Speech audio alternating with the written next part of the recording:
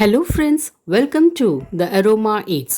இன்னைக்கு நம்ம சேனலில் பார்க்கக்கூடிய ரெசிபி என்னன்னு பார்த்தீங்கன்னா சர்சோங்கா சாக், அதாவது கடுகு இலையை வச்சு நம்ம ஒரு காய் செய்ய போகிறோம். இந்த கீரையில் நோய் எதிர்ப்பு சக்தி அதிகமாக இருக்குது. அது மட்டும் இல்லாமல் நிறைய விட்டமின்ஸ், கால்சியம், ப்ரோட்டீன்ஸ் இதெல்லாம் இருக்குது.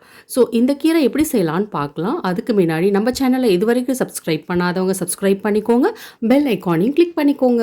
இந்த கீரையோட இலை பார்த்தீங்கன்னா நல்லா பெருசு பெருசாக இருக்கும். இந்த சப்ஜி நார்த் சைடில் ரொம்ப ஃபேமஸ்.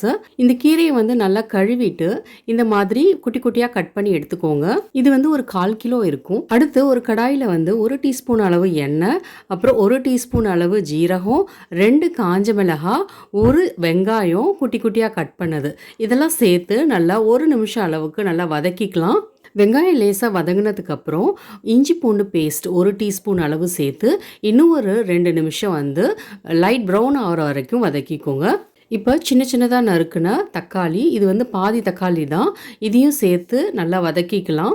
இந்த தக்காளி நல்லா வதங்கினதுக்கு அப்புறம் இந்த கடுகு கீரை நம்ம சின்ன சின்னதாக நறுக்கி வச்சுருக்கோம்ல, அதையும் இதோட சேர்த்துக்கலாம். இது பார்க்குறதுக்கு பார்த்தீங்கன்னா நிறைய இருக்கிற மாதிரி இருக்கும், ஆனால் வதங்கினதுக்கப்புறம் பார்த்தீங்கன்னா குவான்டிட்டி ரொம்ப கம்மியாயிடும். இதை இப்போ மூடி வச்சு ஒரு 5 நிமிஷம் லோ ஃப்ளேம்லேயே குக் பண்ணலாம். பாருங்கள், கீரையோட குவான்டிட்டி எவ்வளோ கம்மியாயிடுச்சுன்னு. கீரையும் நல்லா வெந்துடுச்சு.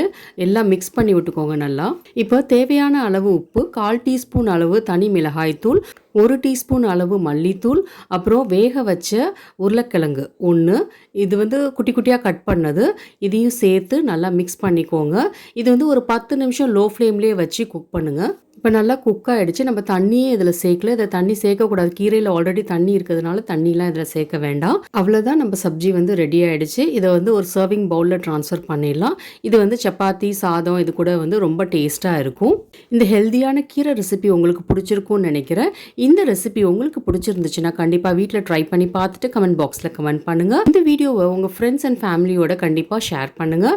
நம்ம சேனலை இது வரைக்கும் சப்ஸ்கிரைப் பண்ணாதவங்க சப்ஸ்கிரைப் பண்ணிக்கோங்க. நோட்டிஃபிகேஷனுக்கு பெல் ஐக்கானையும் கிளிக் பண்ணிக்கோங்க. தேங்க்யூ.